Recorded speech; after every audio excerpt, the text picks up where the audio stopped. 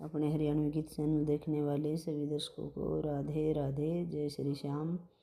आज मैं आपको 24वां अध्याय सुनाऊंगी, दीपावली पूजन की विधि।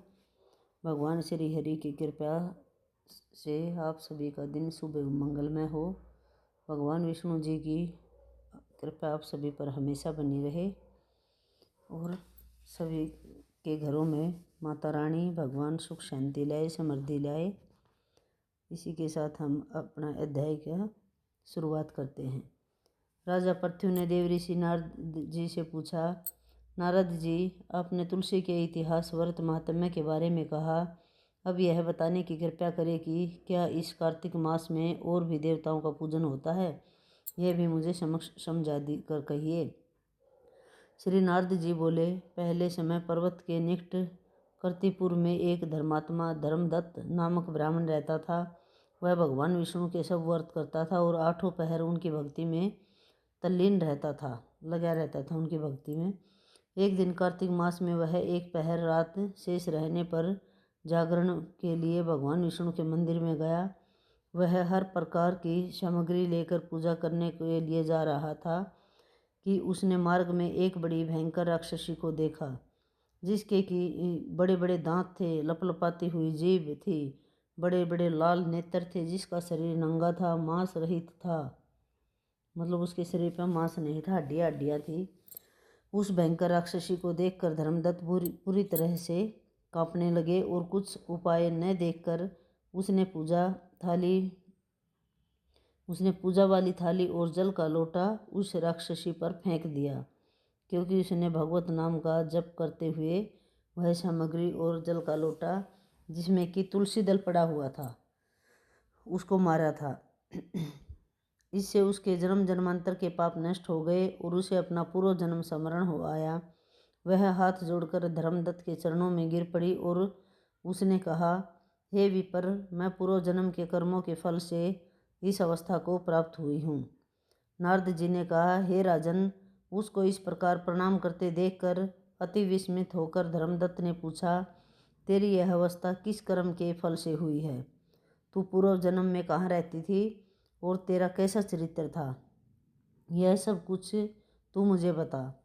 उस राक्षसी ने, जिसका नाम कहला था, उसने कहा, हे ब्राह्मण, सौराष्ट्र में भिक्षुक नामक एक ब्राह्मण रहता था। मैं उसकी पत्नी थी। मेरा स्वभाव बड़ा ही निष्ठुर था। मैंने अपने पति का कभी भला न चाहा, न कभी उसे अच्छा भोजन दिया और न अच्छी मिठाई खाने को दी। मैं प्रतिदिन उसे लड़ती झगड़ती रहती थी। मुझे इस प्रकार की लड़ाका देखकर तथा नित्य प्रति की कलह से तंग आकर मेरे पति ने दूसरा विवाह कर लिया। दूसरा विवाह करने का निश्चय किया। यह सुनकर कि मेरा पति दूसरा विवाह कर रहा है, मैंने उसके दूसरे विवाह करने से पहले ही विष खाकर आत्महत्या कर ली। जो वह राक्षसी थी, उसके पिछले जन्म की कथा बता रही है वो। मेरी मृत्यु के पश्चात यम के दूत आए और मुझे पकड़कर गदा मारते हुए यम के पास ले गए। यमराज ने मुझे देखकर चित्रगुप्त से पूछा, हे चित्रगुप्त, इसने क्या कर्म किया है? जो भी कर्म इसने किए हैं, अब इसको उनका फल भोगना होगा। चित्रगुप्त ने यमराज से कहा, इसने अपने जीवन में कोई भी अच्छा काम नहीं किया। यह सदा अपने पति को खराब भोजन देकर सदा अच्छा भोजन करती रही, इसलिए अब यह विष्ठा खाने वाली होगी। इसको अब शुक्री का जन्म दिया जावे, चूँकि यह अकेली ही पाक के बर्तन में भोजन करती थी। मतलब जिस उसमें बर्तन में भोजन पकाया करती, वो उसी बर्तन में भोजन कराया करती, उसको बोलते हैं पाक का बर्तन, पकाया जाने वाला जिसमें। इसलिए अपने बच्चों को खाने वाली बिल्ली हो, इसलिए अपने बच्चों को खाने वाली बिल्ली हो। इसने चूंकि अपने पति पर क्रोध करके आत्मघात किया है, इसलिए यह प्रेत योनि में जाएगी। उसने कह दिया, भाई ये ऐसे ऐसे करा करती, अपने पति को बुरा भोजन दिया करती, वासी कुर्सी, और खुद गरम खाया करती, कलह करा करती। तो अब आप इसे अपने दूतों द्वारा मरुस्थान में भेज दीजिए। वहाँ पर यह बहुत दिनों तक प्रेत योनि में रहकर फिर यह पापिन अपने तीनों योनियों को भोगेगी। चित्रगुप्त ने कहा यमराज भगवान को कि इसको ये जन्म दीजिए कि तीनों योनि भोगेगी। लो हे विप्र, अतः मैं 500 वर्षों से प्रेत योनि में हूँ। 500 साल से प्रेत योनि में। देखो एक छोटे है उसके कारण, मतलब छोटा भी नहीं था। अब वही वो अपने पति देव का वैसा भोजन दिया करती, लड़ाई झगड़ा कराया करती, जिस बर्तन में बनाती वही खाती, उसी में खाती। तो इसके कारण उसने 500 वर्ष से प्रेत योनि में थी वो। और जो आज के औरतें हैं, आज के आदमी हैं, मतलब तो कितने बड़े बड़े पाप करते हैं, उनका क्या होगा ये सोच कर देखना चाहिए, सोचना चाहिए इंसान ने कर्म करने से पहले। जब एक इस उसके कारण वो 500 साल से प्रेत योनि में है और भूख प्यास के कारण नित्य दुखी रहती थी। एक दिन भूख से तंग आकर मैं एक वैश्य के शरीर में प्रविष्ट हो गई और उसके शरीर द्वारा मैं कृष्णा और वेणी के संगम पर इस देश में आ पहुंची। मतलब जिस तरह यूँ नहीं कह देख भाई भूत बढ़ गया, वो किसी वैश्य के शरीर में प्रविष्ट होगी वह। और जब वो उस पर तीर्थ पर नहान गया तो वो का अगर भूत प्रेत अगर अंदर होगा तो जो हम कर्म करेंगे उसका भी तो साथ में वो होगा। तो वो नहान पहुंच गई संगम में, वेणी के संगम पर इस देश में आ पहुंची। मैं उस वैश्य के शरीर में रहती थी। एक दिन भगवान शंकर व विष्णु भगवान ने मुझको बलात् उसके शरीर से बाहर निकाल दिया।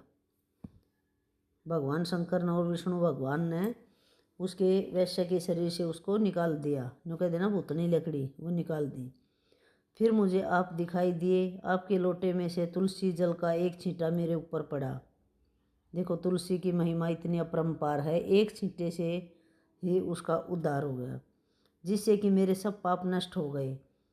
हे द्विजोत्तम, अब आप मुझे यह बतलाइए कि आगे होने वाले तीनों योनियों और इस प्रेत देह से मेरी मुक्ति किस प्रकार होगी। वो कहने लगी अब आगे बताइए मेरी मुक्ति कैसे होगी। धर्मदत्त कल्हा की बात सुनकर और उसके पिछले कर्मों और उसकी वर्तमान अवस्था को देखकर बड़ा दुखी हुआ और उसका दुख देखकर उसका चित्त पिघल गया। फिर उसे दुखित भाव से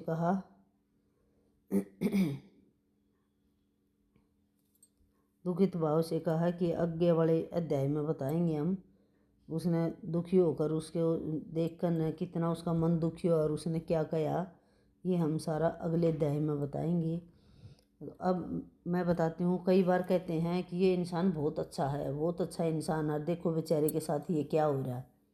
तो हमें ये नहीं पता होता कि हमने पिछले जन्म में क्या कर्म किया है। अब तो हम अच्छा कर्म कर रहे हैं, लेकिन पिछले जन्म में हमने कोई गलत किया होगा तभी तो वो भोगना पड़ रहा है।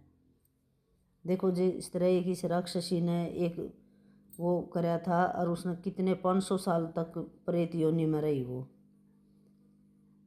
तो ऐसे ही इंसान ने सोच समझ के अपने कर्म करने चाहिए। अब ये अध्याय पूरा हो गया। मैं आपको एक राधा रानी का भजन सुनाऊंगी, कृपया ध्यान से सुनियो। राधे कौन से पुण्य किए तुमने, हरि रोज तेरे घर आते हैं। राधे कौन से पुण्य किए तुमने, हरि रोज तेरे घर आते हैं। राधे जब तुम्हें भोजन तैयार करो, राधे जब तुम्हें भोजन तैयार करो, हरि रुचे रुचे भोग लगाते हैं, हरि रुचे रुचे भोग लगाते हैं। राधे कौन से पुण्य किए तुमने, हरि रोज तेरे घर आते हैं।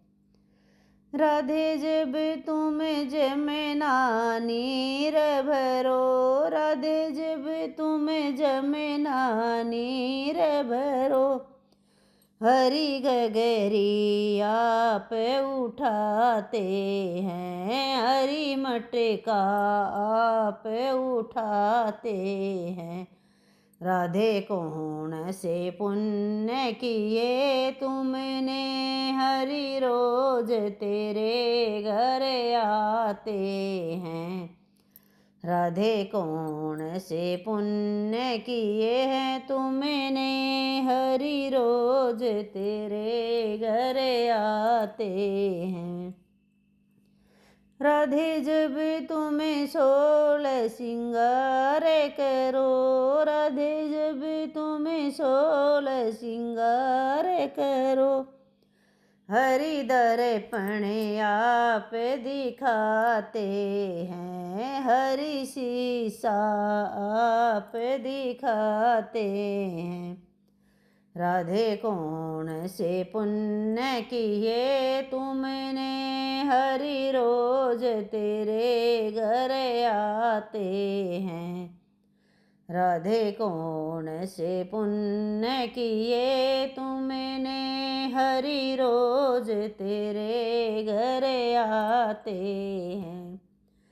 राधे जब तुम सखियों संग जाती, राधे जब तुम सखियों में रास रचाती, हरि साथ में रास रचाते हैं, हरि साथ में लीला रचाते हैं।